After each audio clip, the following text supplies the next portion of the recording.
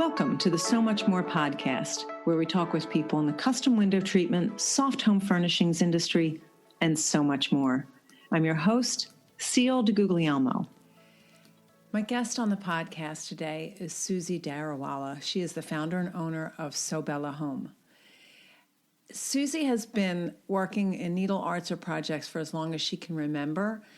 She's always been fascinated by the details. She's struck by pattern. She looks at composition and color combinations. So even though she started out her career path as a nurse, she decided that custom window treatments was where she really needed to be. Suzy's also really passionate about education. She really loves how to understand how things can be done, and she's really pursued education in great detail throughout her career in the soft covering, window treatment and soft covering industry.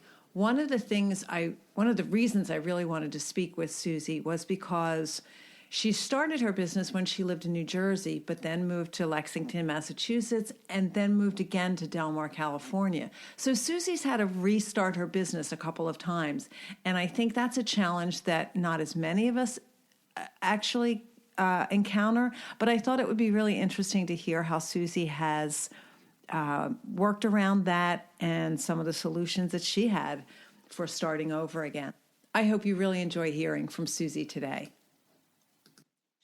Hi, Suzy. How are you today? I'm great, Seal. How are you? I'm good. Thank you so much for agreeing to be on the podcast. I know it's a little unnerving for people sometimes, but it's so much fun for me to talk to people.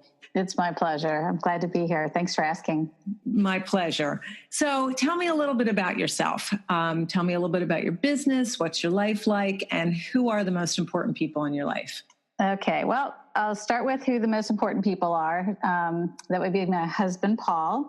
He and I have been married for 27 years this year. And congratulations. Thank you very much. 3 beautiful children. We have a 23-year-old daughter, Morgan, and we have twins who are 17 years old, twin girls as well. So they are soon to be seniors tomorrow. In fact, they'll be seniors in high school. So wow. Oh, what a milestone. Oh, it's pretty amazing. I can't really think about it too much. It makes me cry. Yeah. I had a memory pop up on Facebook. It's my younger daughter's high school graduation, and it was 7 years ago. I'm like, excuse me? It's amazing how fast it goes. It does. And sometimes I think, wait, I'm not old enough for this stuff to be happening. I still feel like I say that all the time. That can't be possible. Yeah, it can't be possible. But then I look in the mirror and I say, well, maybe it is. So tell me a little bit about your business.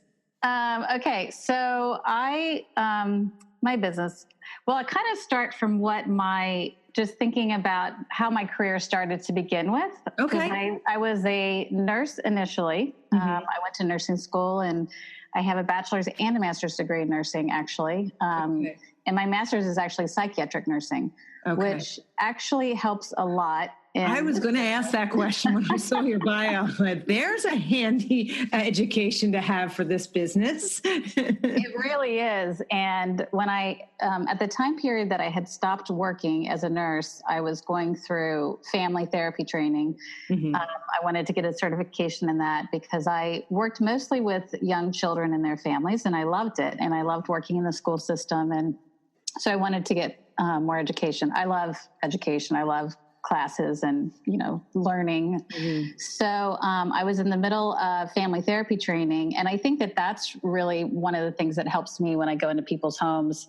And, I ask a lot of questions. And sometimes I think I am from Kentucky. And so I think a lot of being a Southerner, I think we ask a lot of questions anyway. I'm pretty much an open book. And I think that has helped me with my career. So I was a nurse for just a couple of years, and then we ended up moving to Pennsylvania. Paul and I were living in Kentucky at the time. We met at University of Kentucky nursing school. He was in pharmacy school. So we lived in Kentucky for 3 years, and then we moved with his job. He worked at Merck Pharmaceuticals. Oh, okay. We ended up moving to Pennsylvania at the time. And at the time of our move, I was actually pregnant with our first child. Okay. With Morgan. So we lived in Pennsylvania for about 4 years. I didn't end up going back to work when we lived there. I didn't have a job to go back to, didn't have family to depend on, or even friends that I knew who knew other people, caretakers. And I think because I'd been in the psychiatric realms, I kind of knew a little too much about what people were capable of. Okay. So there was a little distrust, I guess, in that respect too. So anyway, I started staying home with kids, with one child. And I was kind of a baby about moving too. I had a hard time moving. People might be surprised, but I'm very much an introvert. And I really was very shy growing up. And I can turn it on and I can become an extrovert for short periods of time. But moving for me was really difficult. I can't imagine. I'll be honest with you. I've lived in the same area my whole life, so I cannot imagine that. Especially starting. It was a challenge. I mean, starting a family, and I was 27 years old. I lived in Kentucky my whole life. I grew up on a farm there. I have 11 brothers and sisters. And I did not know that about you. Yeah. Okay. Yeah. So, and I think, we had a huge family, lots of nieces and nephews at that point. And so it was just really hard to leave. Mm-hmm. And then I didn't have a job to go to, and my husband was working a lot too. So I think that move was probably the most challenging one that I've had. And as we'll hear, I've had multiple ones. So I had stopped working at that point to stay home with Morgan. And then I joined Mary Kay Cosmetics, and you might be familiar with them. I am. And partly because I wanted something very part-time that I could get out and about and meet people and get to know the area. But I didn't want anything that was a full-time job. So that was kind of fun. And I love makeup. So that was really the biggest, if I'm honest, that was the biggest thing. I love makeup. So I get to play with makeup all the time.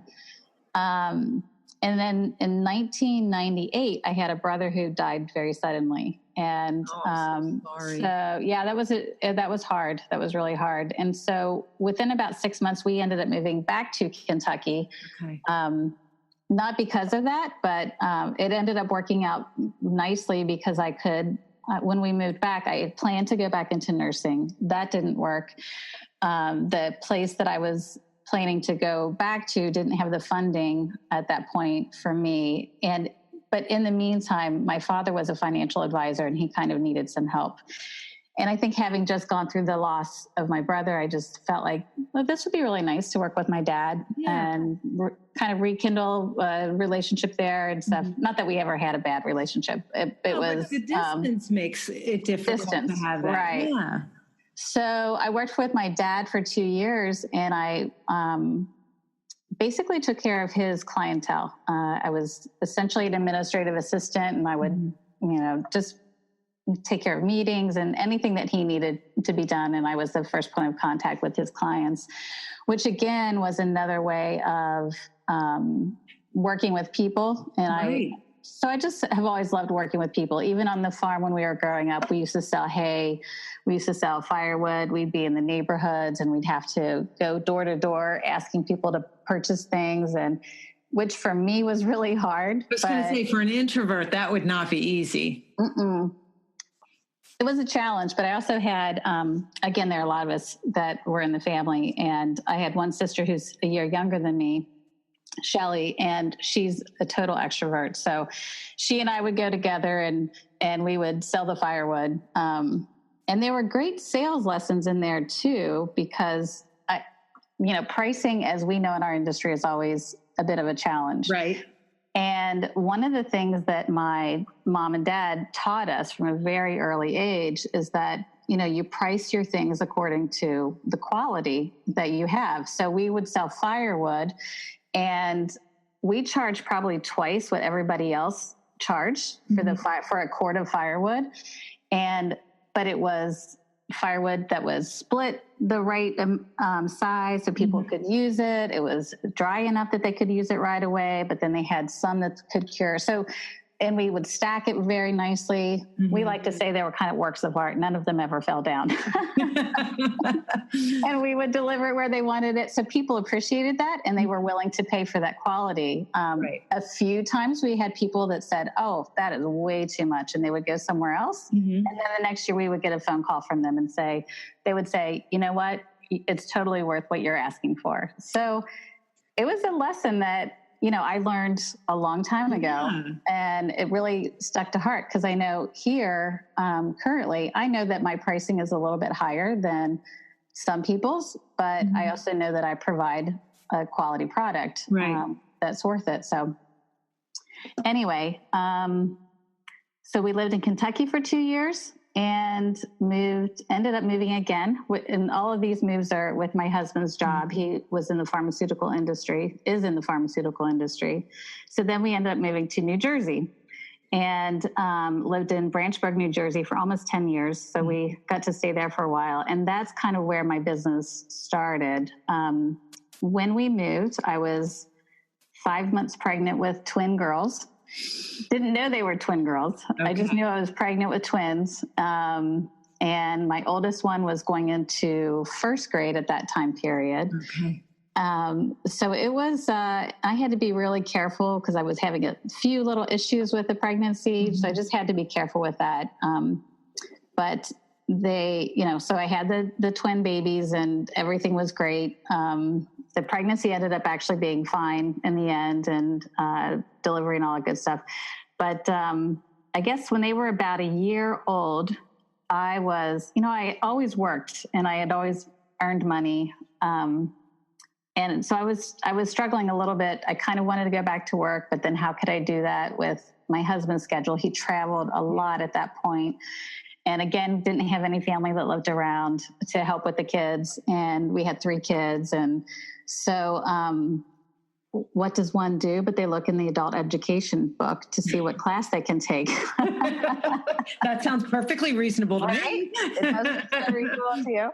So that's what I did. And I was doing things with Morgan as well. So I was her room mom, and Annie and Sydney were babies. So, they were busy, but I needed something more than, and I don't mean it to sound bad, but I needed something more than just being a mom and a wife. I needed something that defined me a little bit as well. So anyway, I took a sewing class.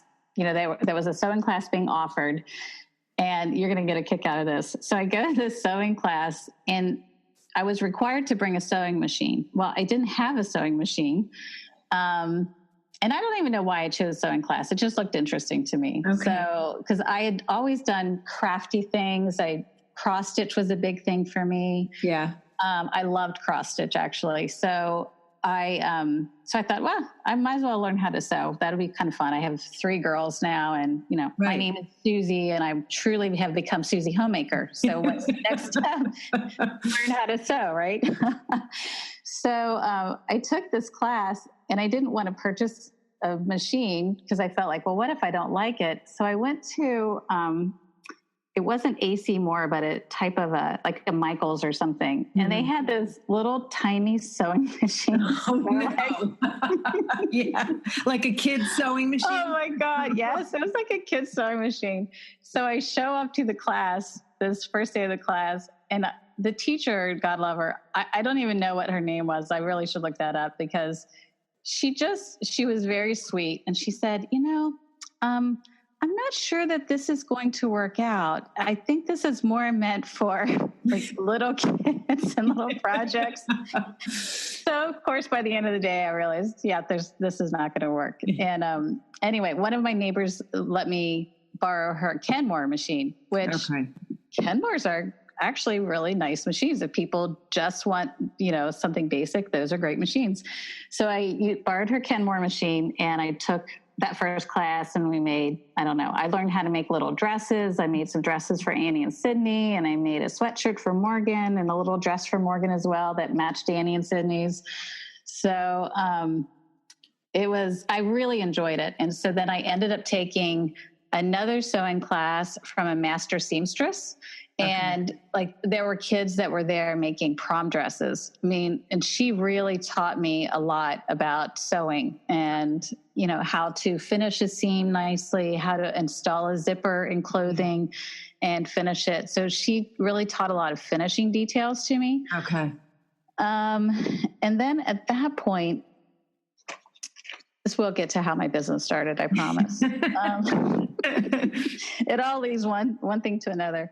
So at the same time I had taken these classes, I was looking for coordinated bedding for Morgan. She had bunk beds, and I didn't want the same thing on both bunk beds. So we were coming home from their annual doctor's appointment, and I passed a quilt store on the right-hand side of the road. So we, swerved in, and so I bring my 3 kids in tow. I think the girls, Annie and Sydney, were 2 years old at the time, and Morgan was 7 at the time, 8 at the time. So I'm sure when we walked in that store, every lady there turned to me like, "What just walked into our store?" Oh no. Oh no. But Morgan is a very social child as well. And she's always been very good with adults and people. And so within a few minutes, I mean, they loved having the girls there. And Annie and Sydney were always just very good kids. So they were curious, but they weren't troublemaker kids. So we enjoyed it. But anyway, I went in and I said, I'm looking for coordinated bedding, and you're a quilt store. Is there anybody here that would be interested in making the bedding? And they all just laughed. They thought I was really sweet.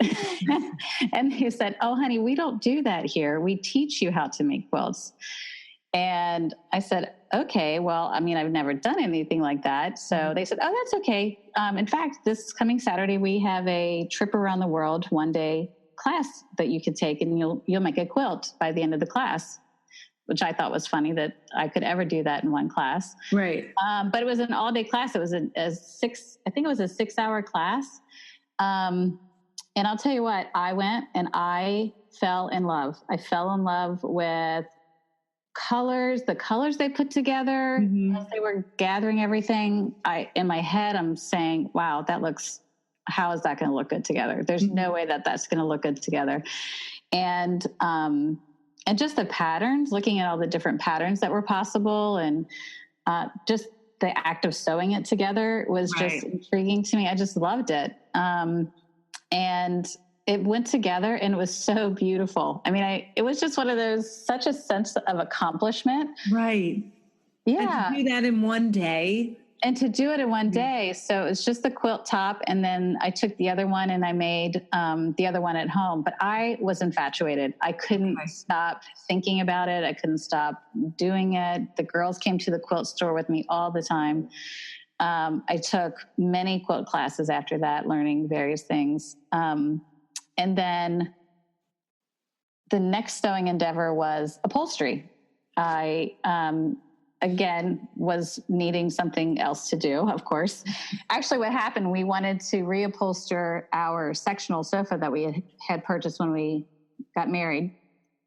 And we had gotten pricing for reupholstery and for all the fabric. And I thought, there's no way I can pay $4,000 for this. So I looked through adult ed again.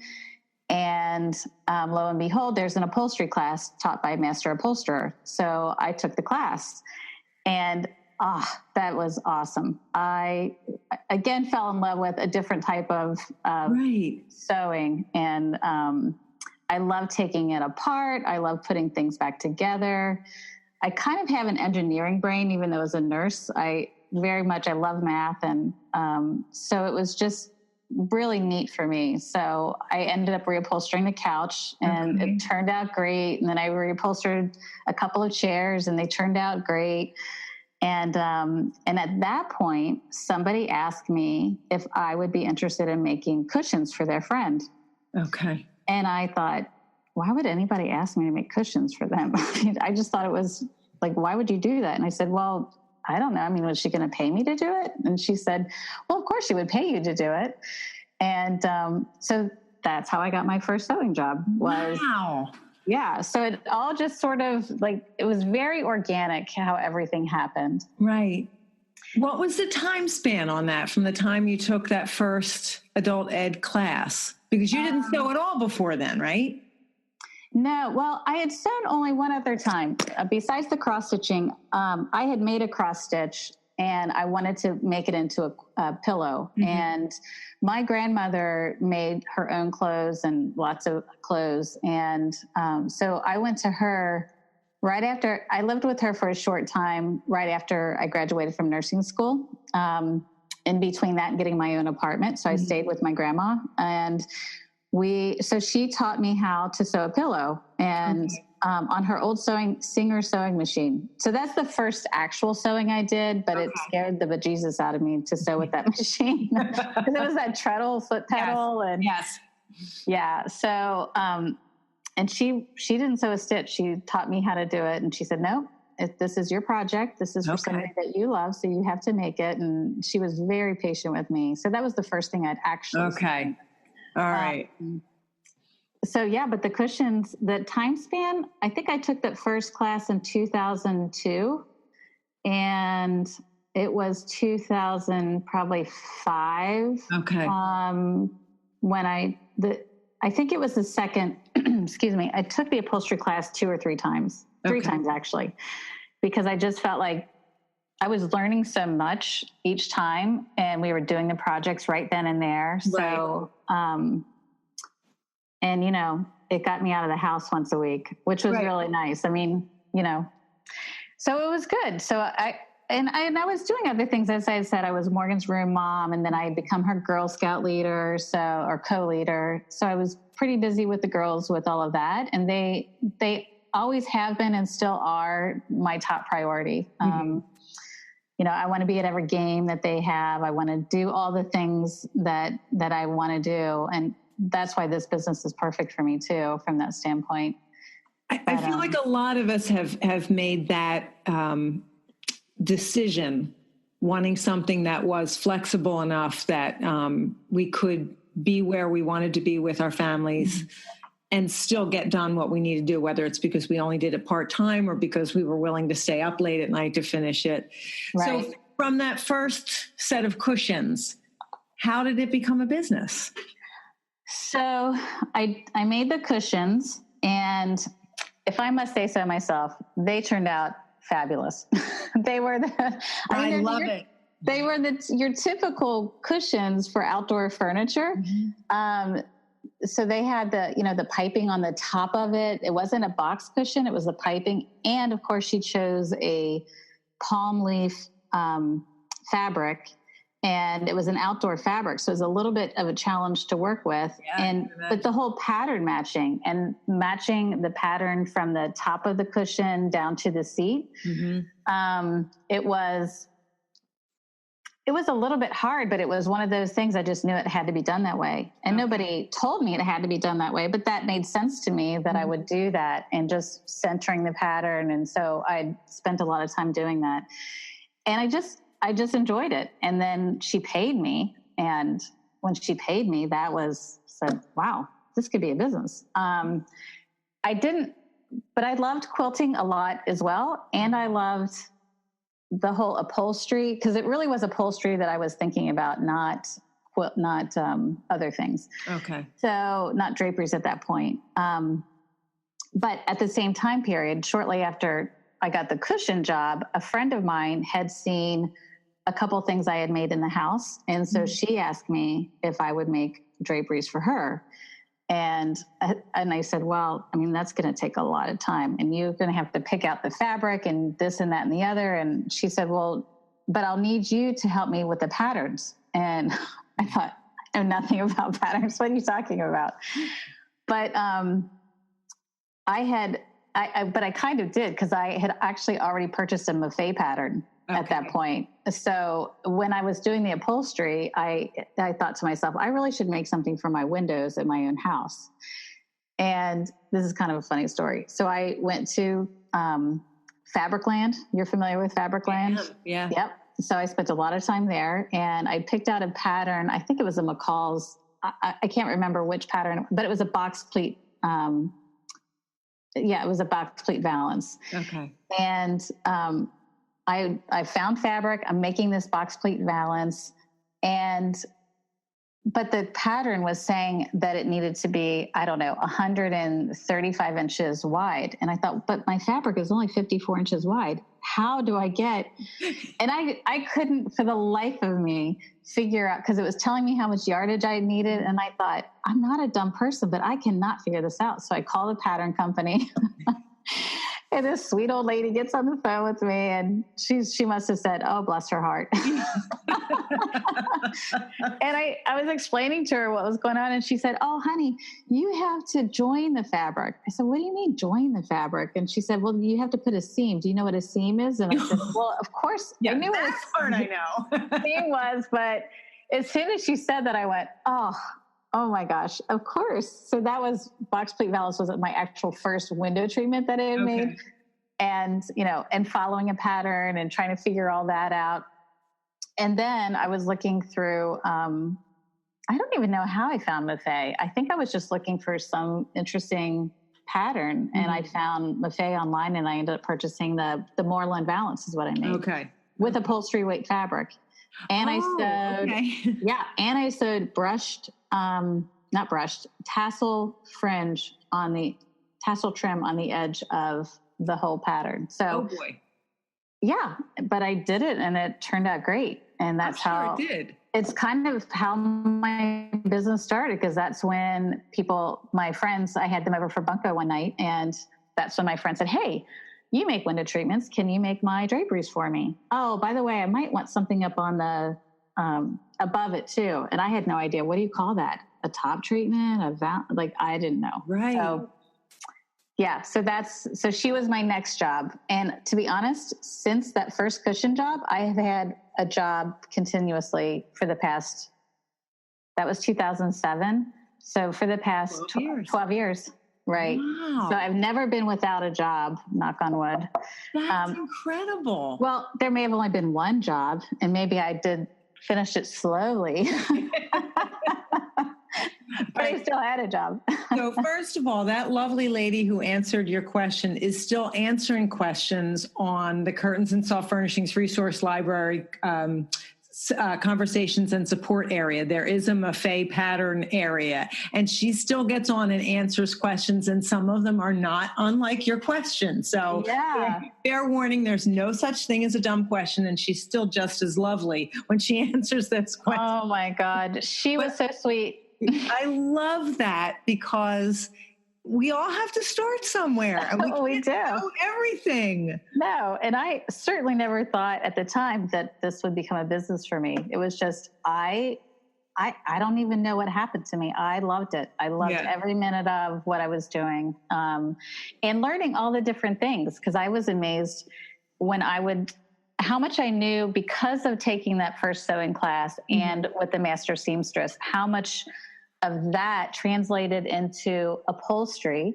and then into drapery. Right. And I mean, it's funny because some people don't cross over. Some quilters have never done anything. Right. And even the tools, I remember early on when I finally did start my business, people were excited about these plexiglass rulers and using the rotary cutters. And I thought, oh my gosh, I've been using those for years. Right. Like, what? How is this new? But, if you're not a quilter, you probably wouldn't have known that. So, and honestly, all the sewing I did, I've only ever made 2 quilts my whole life. I'm not a quilter. It's just not those tiny little pieces and trying to look at pattern fabric and think of what it will look. I'm in awe, but it's just not something I really want to or have any attention span to do. So, but I love that was your first love and what you started with. But like you said, a lot of quilters never leave that arena. They just stay there. No, they don't. I don't mean there's so many different kinds of quilts and things you can do, but. Absolutely. Well, and so when I was trying to decide about, do I want to go into business? Because at that point I really wanted to go back to work. I wanted something that I was earning money too. Because that whole independence thing, I was really struggling with being completely financially dependent on my husband. Because to be honest, I really wasn't doing much of anything at that point with Mary Kay stuff. I was no longer really doing that at all. So, and really hadn't done much with it to begin with. But I was trying to decide, well, if I go into business, do I want to go into a quilting business, or do I want to go into a home deck business? Okay. And I really struggled with that because I was doing a lot of both at the time, because one project for one friend and then another friend. And I knew that I needed to be legal too. So to me, that was always very important. So I actually, in 2007, I attended a very large quilt convention that was in New Jersey. No, I'm sorry. This one was in Pennsylvania. So we lived fairly close. We lived in Branchburg in Somerset County in New Jersey. So I went down to that quilting convention, and it was a 2 or 3 day convention. And I took several classes. I talked to a lot of different people, and I kept thinking, well, maybe I could be a long arm quilter. Right. So I looked into all of that information. And I really enjoyed it. I was very intrigued by the whole thing. But I kept thinking, am I creative enough to do that? Because I really feel like that's a whole different gene. I mean, that's really an artist gene to be a long arm quilter. So then a month later, as it happened, the CHF was at Valley Forge in 2007. I was at that same conference. Yeah. Yeah. So I, again, and, because it was kind of a big deal for me to leave for 3 or 4 days at a time. Because with 3 young children at home? Yeah, that is a big deal for a lot of people. Yes. So, I did, of course, I prepared everything. I made sure that the whole schedule was made out. There was food in the house. The laundry was done. But anyway, I took the 4 days and it was great. So, my husband, I can't remember if his mom came in at that point or not, or if he just had the kids for 4 days. I can't remember, but one way or the other, they all worked it out and everybody was happy because mom was happy. Right. So I went to the CHF conference, and Ann Johnson's swag class was the first class I took for drapery making. And she had just come out with her swag books. So I sat there in the back of the class, and I was just, what the heck did I get myself into?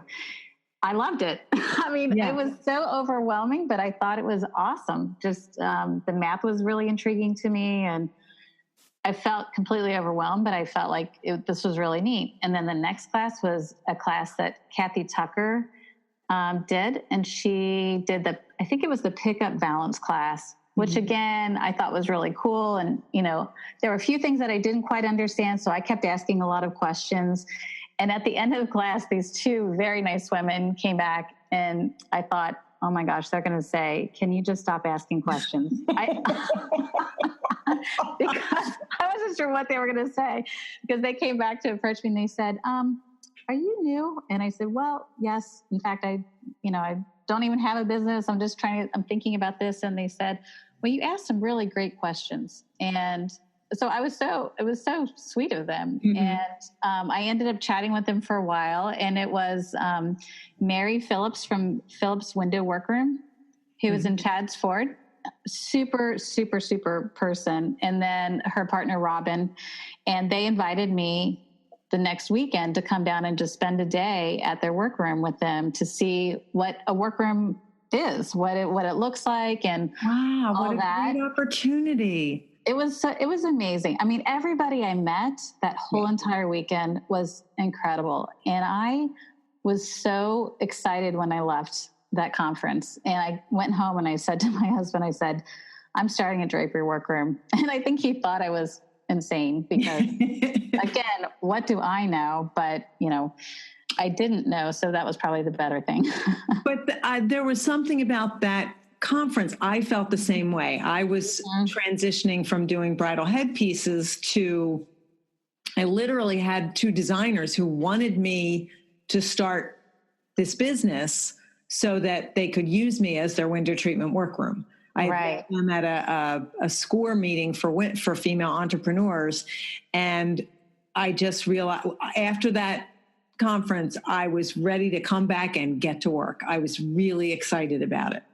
It was amazing. I think there was a palpable excitement to me, and people were happy to be there. It was a nice space. There were great classes. Yeah.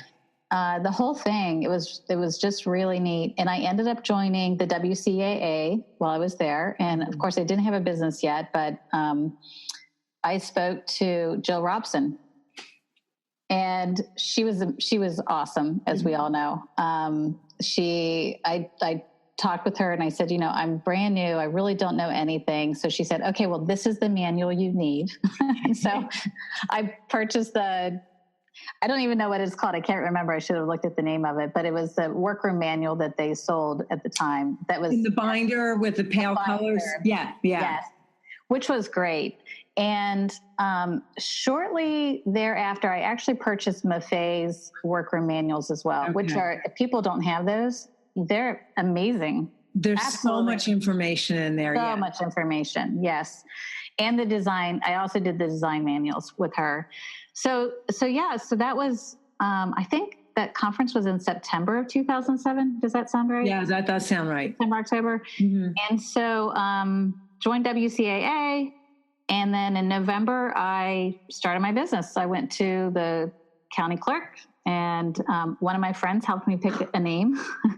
That's always the hardest thing. And somebody said to me, don't put designs in your name because everybody has that. And so I wish I had put it in my name actually, but one way or the other, I like my name. I like the business name we chose in the end.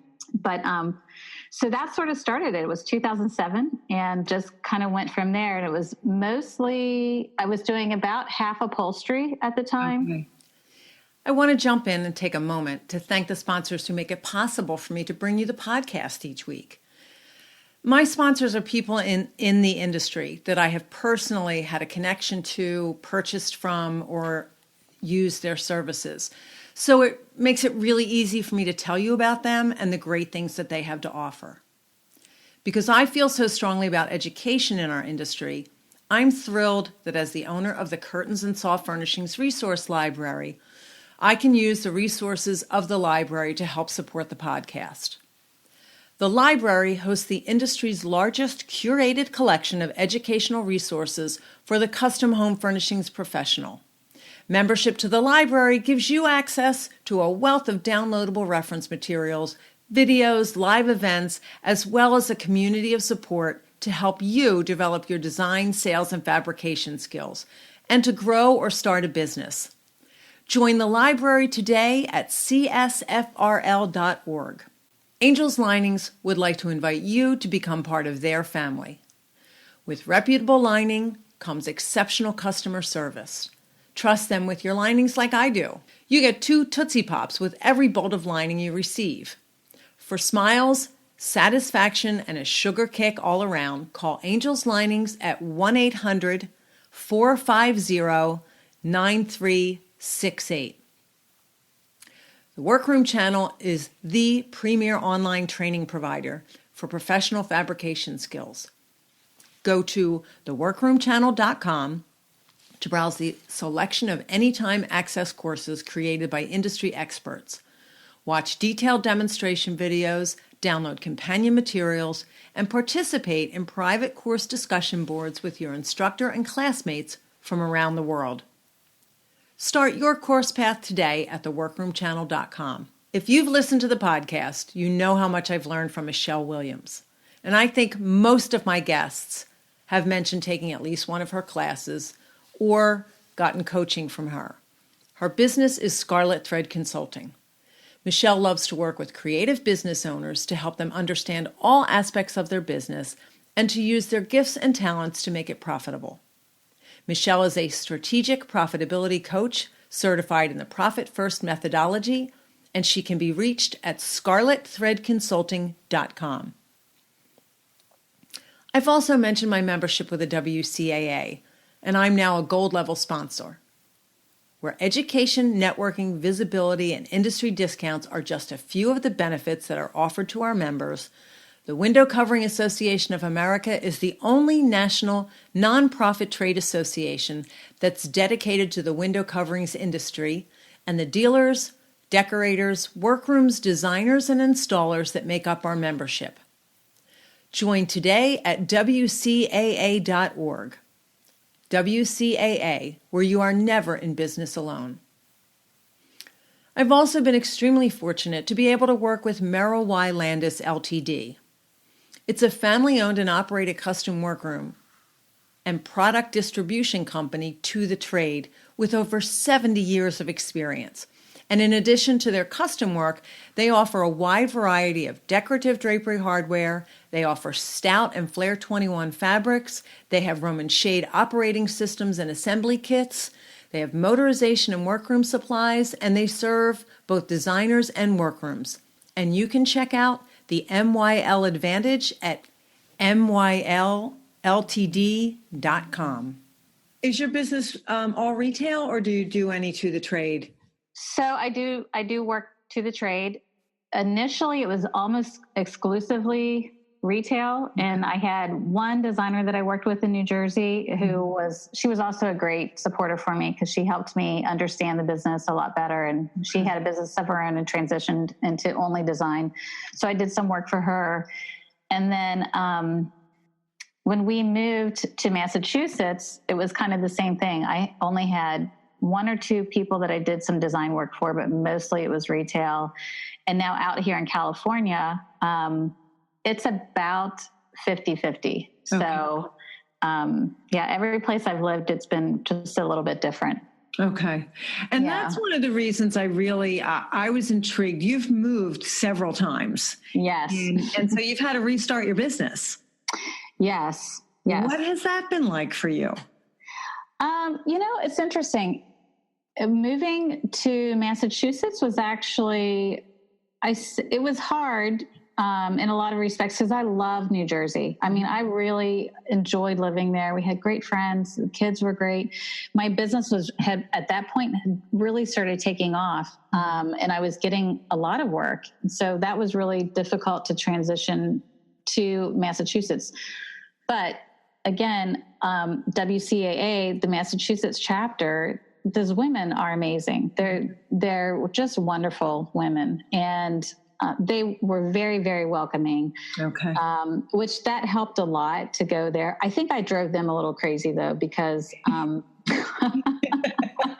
because I loved my New Jersey chapter. So, in fact, before I left, I was the vice president of the New Jersey chapter, only for about 6 months. Linda Principe got a hold of me, and Linda.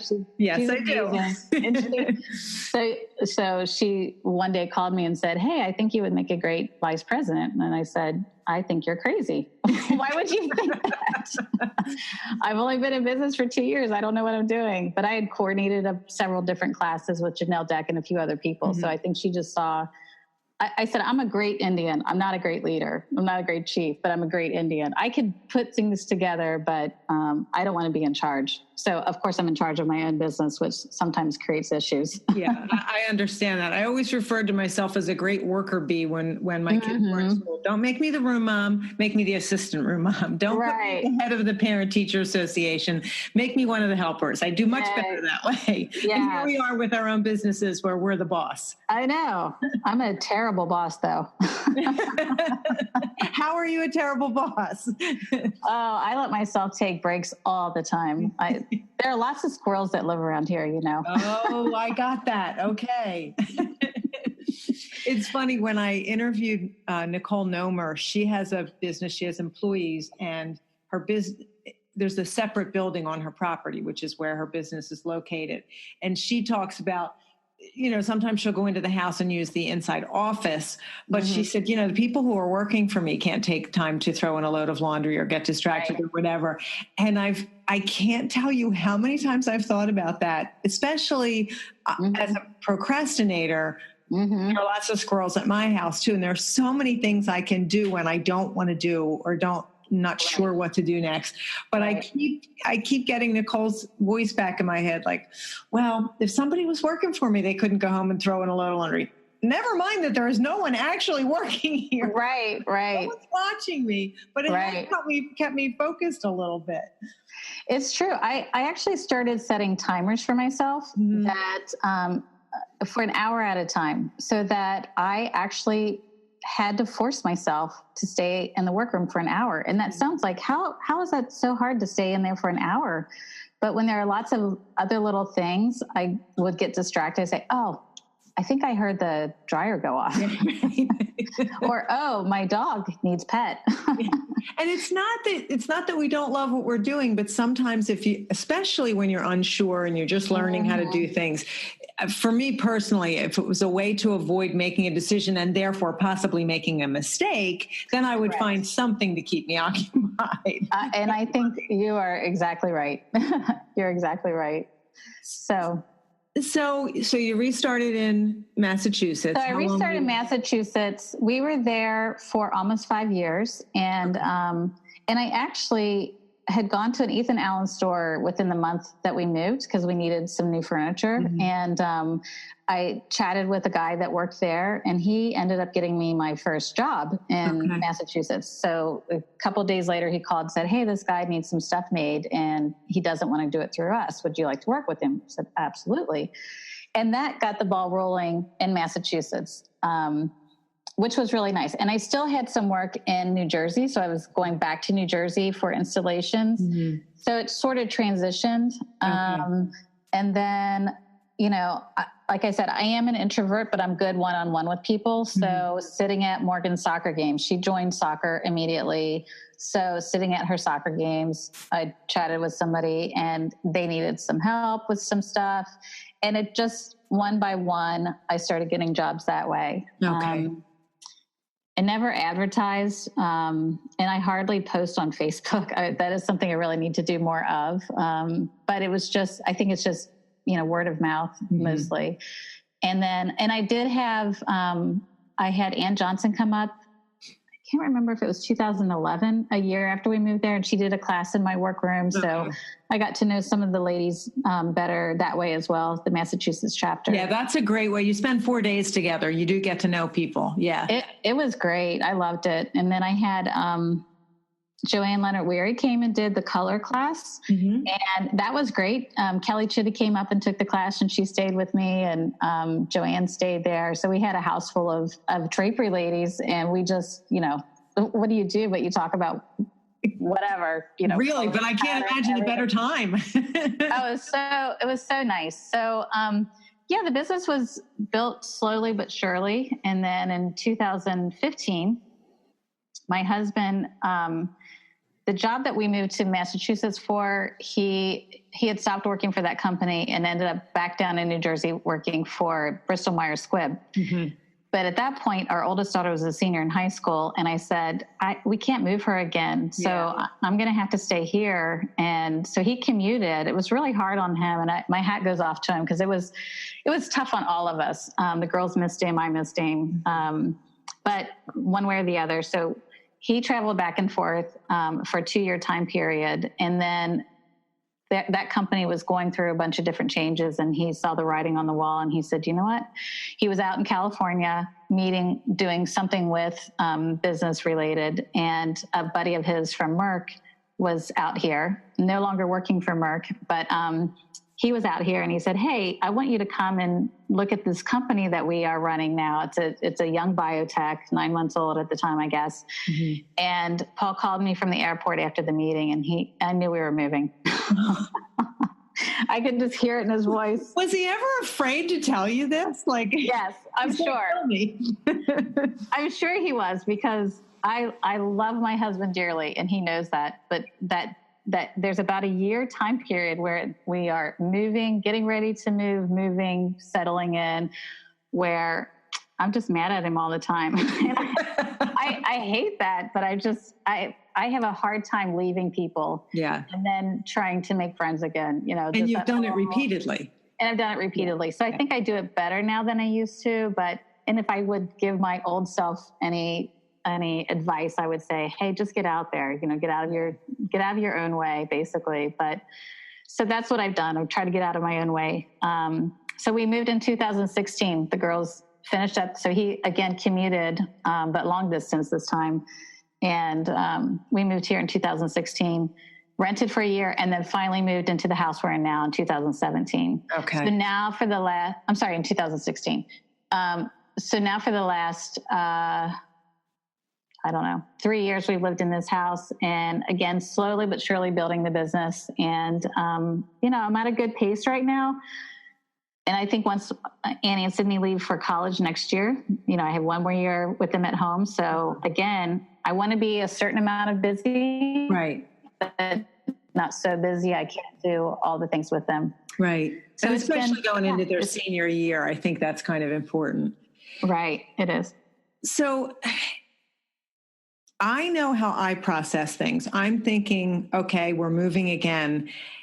How did you even know how much more business you could handle in the time before you moved? Like, those are the things that sort of fascinate me. If you were in the middle of a project, you think, okay, I'm going to finish this up. Did you stop taking on work knowing you didn't? Okay. No, I just kept going, and I talked with everybody who contacted me, and I said, well, I would love to work with you. Here's the situation. I'm moving. New Jersey to Massachusetts, it wasn't a big deal because I could drive back down. Right. And so I just told people, I said, I'm moving here. So I know that I can finish your project and bring it back down here. Or I know a lot of people who work here. So if you'd rather work with somebody here, then that's great. I can pass your name on to them. But I think because I developed good relationships with people, they trust me, and everybody, I don't think I had one single person that said, no, just give me somebody else's name. They all said, okay, well, if it's not a big deal to you, that's great. And so most of the time I would finish and not really get new projects necessarily after I moved, except for when I moved to California. It was really interesting. One of my biggest projects to date is a person who called me. I think we were here maybe 6 or 7 months, and they called, and they've been given my name from somebody in Massachusetts, another very good customer. And we talked about a project, and I said, well, you know that I live in California, right? She goes, oh yeah, but Ann says that you work with her all the time and everything works out great. And I said, okay, well, as long as you're comfortable then. And this is how we can do it. So I actually do, probably 30% of my business is still in Massachusetts. How about that? Yeah. In fact, I'm working with somebody. We just closed on a project yesterday for Martha's Vineyard. Okay. And it's a little more challenging because you're not there to show them things. So we spend a lot of time. I do FaceTime with them. I do Skype with them if that's what they choose to do. I'll send them little packets of the fabrics, and I'll send videos of me showing them what I think they need and why they need it. Right. And then they really have to have it then in their home to see how does it look in their home versus my home. So it's been a little bit more of a challenging scenario, but it's been great for me because I can go back to Massachusetts. I visit lots of friends when I'm there. So it is business. Right. And pleasure at the same time. So I may not make quite as much money on each project, but for me, it's so worth it. Yeah. Those connections. Oh, I think that's incredible. That I really had no idea that you were continuing to work with some of those clients. I think that's fantastic. Yeah. It's worked out really nicely. So in all of those changes and being an introvert, did you ever think about quitting? On a daily basis. I love hearing the answer to this question. It's funny. Truthfully, the answer is yes and no. I mean, I wouldn't say on a daily basis, but sometimes it gets challenging, again, because my kids really are my priority. And when I have a lot of work, what happens with me, I feel like I go in a design phase, and then I might not sew anything for 2 or 3 months. And then all of a sudden I'm in the workroom and I have to get it all done within a couple of months. And so it's intense. And I may work 12-hour days at that point to get those out the door. But that's how I choose to do it, because we also travel a lot. And in the summertime, we have summer coming up. So we have a week coming up where we're going to be gone. We're home for 5 days, and then I'm gone for another 12 days. And so I work around that. And I couldn't do that if I had a regular job. That's very true. Absolutely. So, yeah. And so when I'm in those intense fabrication phases or trying to get a lot done all at once, I think, what have I done to myself again? Why am I doing this? What was I thinking? So I think those are the days, and mostly because I haven't, I can't say I didn't plan it out because I knew that was what it would be, but it's when you're thinking about it and then doing it, it's two different things. I was going to say the actuality of most things that we plan out is never the same as what we think. I always say that's the same about marriage. It's the same about parenthood. You can think you know what you're getting yourself into, but yeah, it's never quite the same. It's a whole different ballgame. But no, I really, truly enjoy what I do. Mm-hmm. And I don't think I could do this. I don't think I could have the lifestyle that I have in any other kind of business. Okay. And I think that that's important. I do enjoy creating, so that's fun for me. Mm-hmm. I think for my girls, it's important that they see a mom who is active in a lot of areas. I'm still active with them with their sports, making sure that they get to and from. They drive now, so I don't have to pick up from practices anymore, but the games and, helping with scorekeeping and all that kind of stuff. So, right. And being there for them. And being there. Yeah. And they know if I don't think I can be there, I always say, hey, I'd love to make the game today, but I don't think I can. And they just say, Mom, we know that if you could make it, you would make it. Don't worry about it. So they've been really good. And I think when you make most of the things, one or two are not a big deal. No. What would you say has been the biggest success of your business, Suzy? That I'm still in business after missing 3 times. I have to agree with you. I don't know anything but that. I think one of my biggest success was getting the job with the person who did not know me and knew I lived in California and still trusted me with her job. And it turned out beautiful. I mean, It was exactly, and her 16-year-old daughter, when we had everything installed, came in and she said, oh my gosh, this is exactly what I wanted, but I didn't think my mom would do something like this. And I didn't, and this girl had played, she was a pianist and she had their baby grand piano in there. And it was beautiful. It would look like a space that belonged to have a baby grand piano should have been in that space. Oh, cool. So to me, that just felt so good. It really, I really hit the nail on the head on that one. And everybody was happy. Husband was happy. So we love that. Absolutely. Absolutely. Suzy, how do you handle failure and mistakes? Probably similarly to a lot of people. I think I might cry about it. I think for me, I am a talker, so I try not to hold it inside so much. I have to talk it out with people and kind of look at, what did I do wrong or what happened here? What went wrong here? Maybe I didn't actually do something wrong, but somehow something went awry. Talk it out. And I call them my sewing sisters. There are 5 of us that chat on a regular basis and, text and say, hey, what would you do in this situation? Or how would you handle this? And so kind of help each other out. But I think really, really talking it out and then just getting back up and taking care of it. Because, I can mull over it, which sometimes I do, depending on how big it is. Right. But that's kind of how I handle it. Just, talk it out and move on. How do you define success? I thought about this question. It's, I define success when everybody is happy with what has been done. So from a job perspective, when I put the drapery up and the homeowner comes in and the breath is like, oh, I love that. Or when they say to me, wow, you really got me. You pushed me out of my comfort zone. And this is exactly what I would have done had I known. That's what I wanted. Hence hiring a professional. Right, exactly. So for me, that's success. And then when I get that paycheck and I put it in the bank, it's, I've earned something. And again, I feel a little more independent. Independence for me, as a woman, I think it's nice to know that I could take care of myself and my kids if I had to. So that, Okay. and I could go back into nursing too. So I have multiple ways that I could do it if I wanted to, but it just feels good to be able to contribute to our household. So that to me is success. Okay. You talked about education being so important to you. Have you read any books or taken any classes that significantly changed you? I mean, you talked about classes, so. So yes, I've taken tons of classes. So one class, pricing for me has always been a challenge because I feel like there are so many people that underprice. And I learned, so my mentor when I was first starting, I met Rosemary Garner.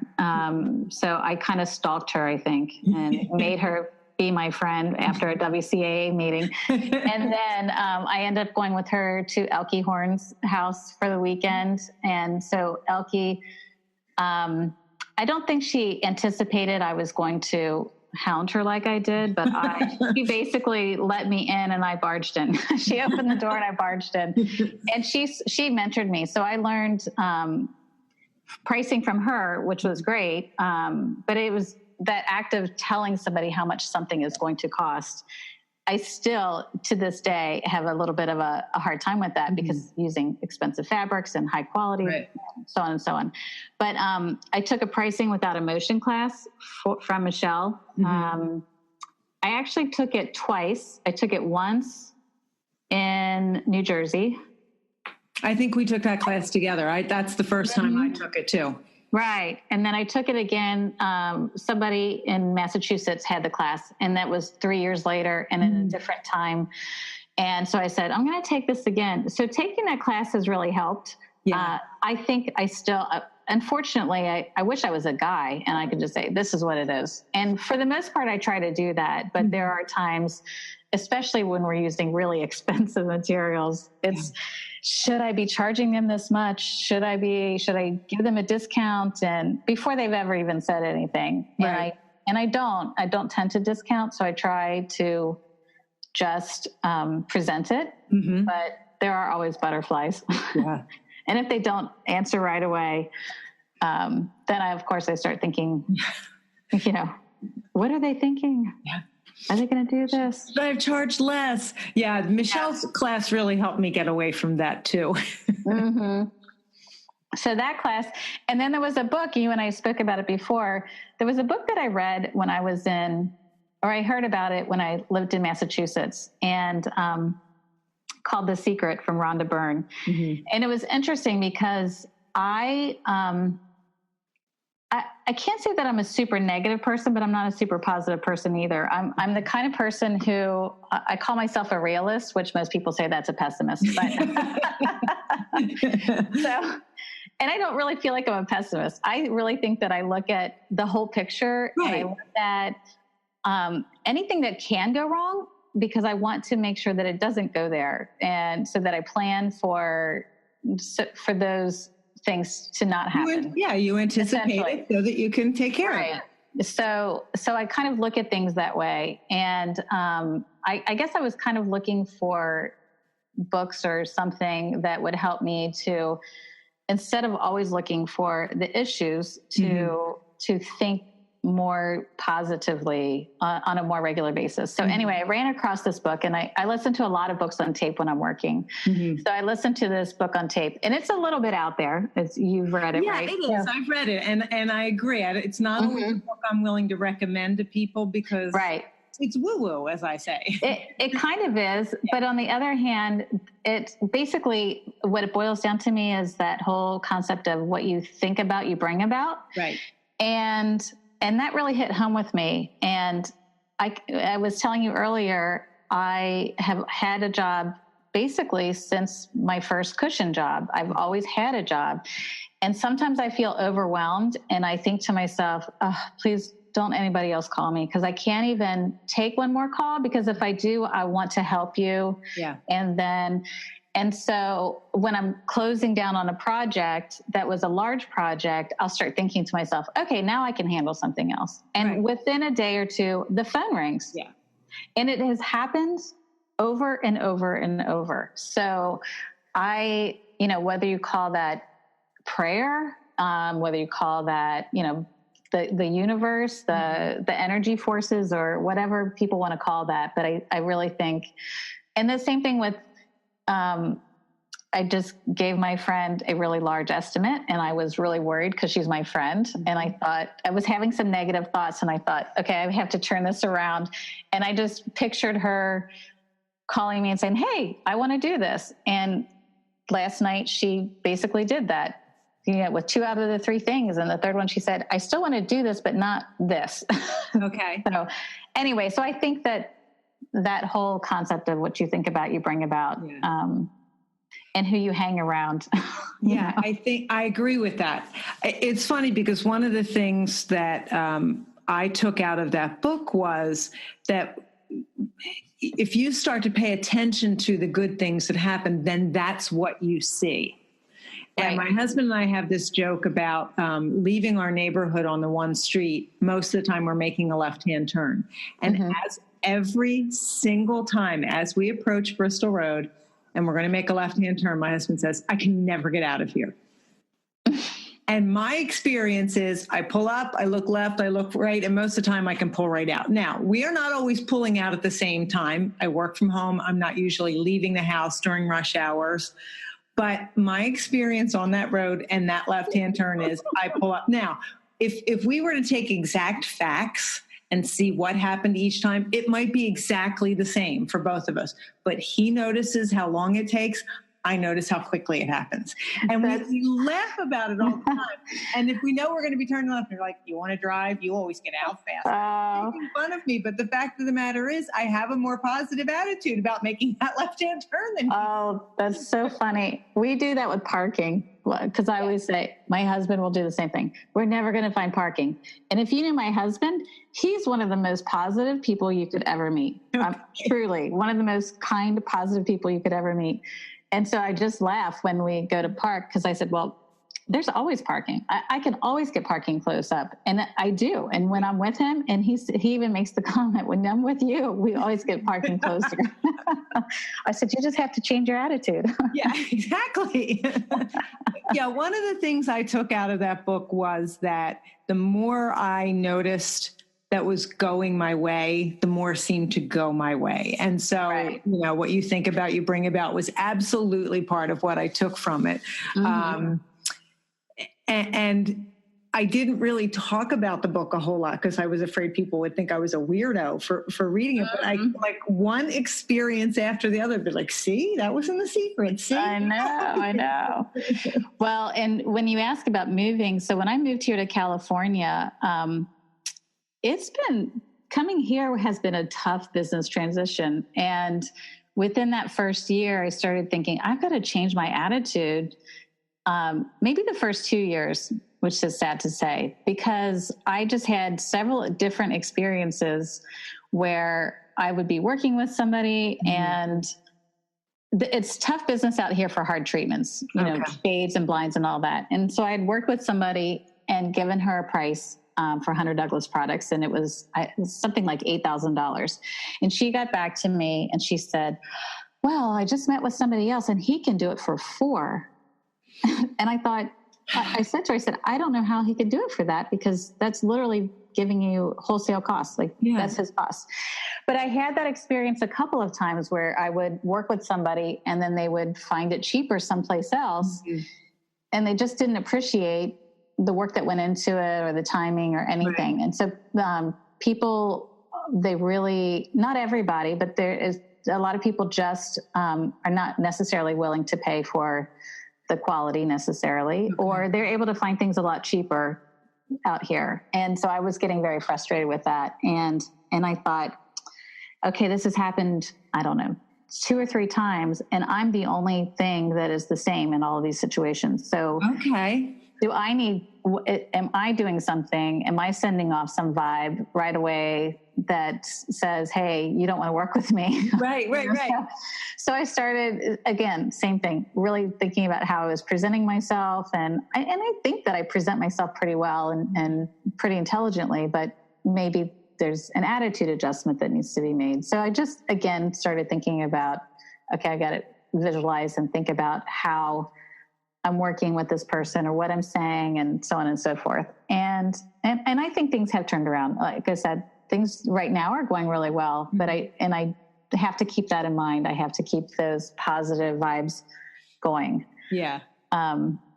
I wish I wasn't like that. I wish it just was so natural to me, but it, it's just me. But I love that you still keep trying with it. I think that's awesome. Mm-hmm. And I think part of it just, again, comes from being a bit of an introvert still, even though I've definitely improved. And I think most people would be surprised when they hear me say that I am like that. But I think it's just that I don't even want to say it's a lack of confidence because I feel very confident in what I do. Right. It's just more, I don't know, a bit shy still, maybe. Right. So what do you do extremely well?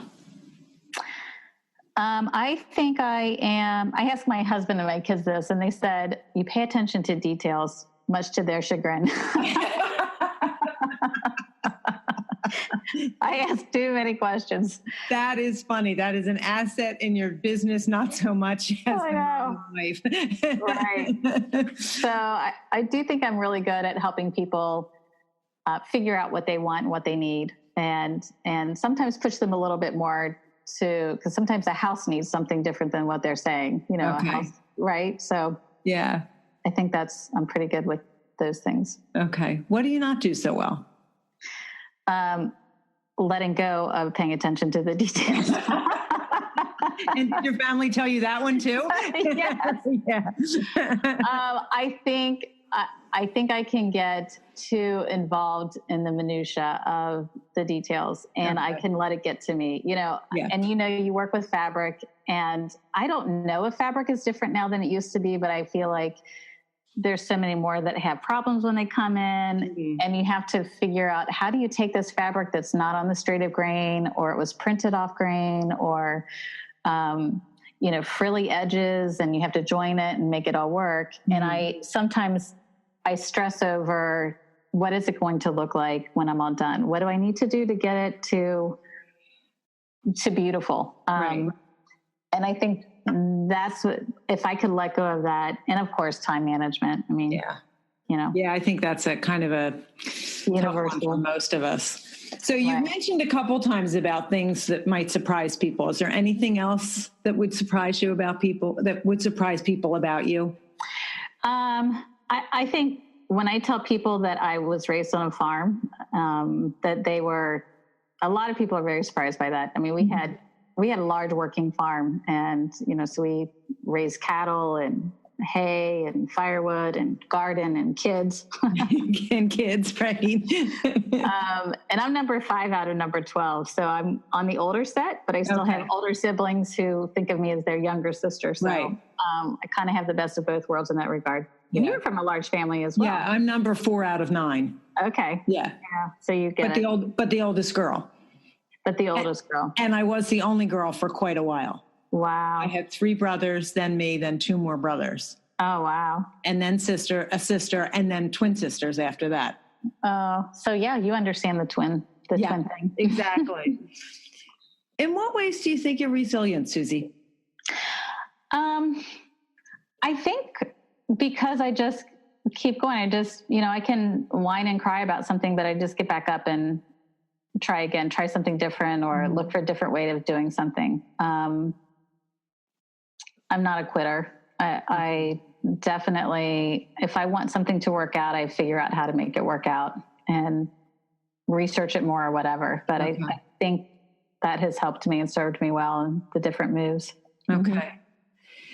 What traits do you think are the most important for an entrepreneur to have? What traits do I think are the most important? I think resiliency. I think being stubborn. And stubborn in a good way, not that you're not willing to move. I think to be able Clearly you're willing to move, Suzy. Right. Maybe not, but I'm forced to anyway. But anyway, I think being resourceful, knowing how to problem solve, tenacity. I think those are all things that, especially a solopreneur, needs. I think that's where it's nice if you have a partner, because you can bounce off each other. But, Right. But I'm a one-person worker, as I think a lot of people are in our business. Mm-hmm. I know you said you don't post on Facebook a whole lot, and I'll post links to everything, but what platforms are you on social media so people can find you? Sure. So I am on Facebook, and I do have a business page, So Bella Home. I tend to post on that sometimes, but also my personal page, and it's just Suzy Daruwala. I'm on Instagram as well. And again, I think my kids this summer are going to teach me how to use that better. Okay. They're masters at Instagram. Yeah. So I am on Pinterest, also under So Bella Home. And again, these are all those things that I really would like to learn more about. I don't tend to post a ton. I don't know why. Timing probably. Yeah. Although people who are busier than me are able to do it. So I really have no excuse. Yeah. You don't know for sure that they don't have somebody doing it for them, though. So give yourself a break on that one. That is true. I'll put links to everything for people to find you. So great. I would love to know, what advice would you give to someone who's new in the business or someone who's been in the business for a while? I think, honestly, my biggest advice is to find your tribe. Find the people that you trust, that you can ask them any question you need to ask, that you can also give them advice as well, because that feels good too. Makes you feel like you know something right. once in a while, right? Yeah. And also somebody that knows what you're going through. So I think that finding that group of people, I mentioned in New Jersey was such a great chapter. In Massachusetts, there was such a great chapter. And there isn't anything like that out here in California. Okay. So I meet with a couple of people every 2 or 3 months. And I just recently started with an accountability partner, and she's literally half my age. I'm the same age as her mom, but it's awesome because she has such energy and I have a lot of experience. And so, but she also has some cool experience. So we help each other in that way, in that regard. That's awesome. Yeah, it's been really fun working with her. And we've started working professionally then together as well, not just as accountability partners. I recommended somebody who wanted a young designer. They wanted a designer, and I felt like this person would really enjoy working with her. So I recommended her, and they've enjoyed working with each other, which is nice. Oh, that's great. And then I did the fabrication side of it. And honestly, I would recommend that for people who have been in business and people who are new, because I've talked with some people who have been in business for a long time and they don't have anybody to talk to. No, that makes me sad, because there's so many of us out there who are willing to share and talk and everything else. Absolutely. Absolutely. Oh, I think that's great advice. Yeah. And just to keep learning, going to the conferences, Susan Woodcock has the conference now, and it's an amazing conference to go to. And I haven't been to IWC for a couple of years, but the last time I had gone, I enjoyed that as well. I had the great pleasure of going to Penny Bruce's workroom in England last year. I know, I saw a picture. Oh, I was so jealous. Oh, I took total advantage because my girls were spending a month over at Oxford for a summer program. And of course, they were only 16 years old. So they needed their mother to take them to England, of course. And as it turned out, Penny's place was about an hour bus ride from Oxford to Penny's place. So it worked out perfectly, the timing and everything. So loved it. So just keep learning and try different things, even if it's something that you're really actually not going to use in your business. Obviously that would be better to use it in your business, but to me, just keeping learning and learning different techniques and different ways of doing things, you never know when you might need it. So that's my biggest advice. I think it's great advice. Suzy, thank you so much for taking the time to talk to me today. I really appreciate it. It was a lot of fun for me. Thank you. It was my pleasure. Thank you so much. I have had the pleasure of meeting Suzy in person before, but it was really a great pleasure for me to talk more with her today. I had wondered about how it was for her to restart her business more than once. So I hope it was interesting or helpful for you to hear that from Suzy herself today. I hope you enjoyed listening. If you have any questions you'd like to ask upcoming guests, please hop onto my Facebook page, the So Much More Podcast. Leave me a comment. I really love hearing from my listeners. I hope you enjoyed listening. I hope you have a great day.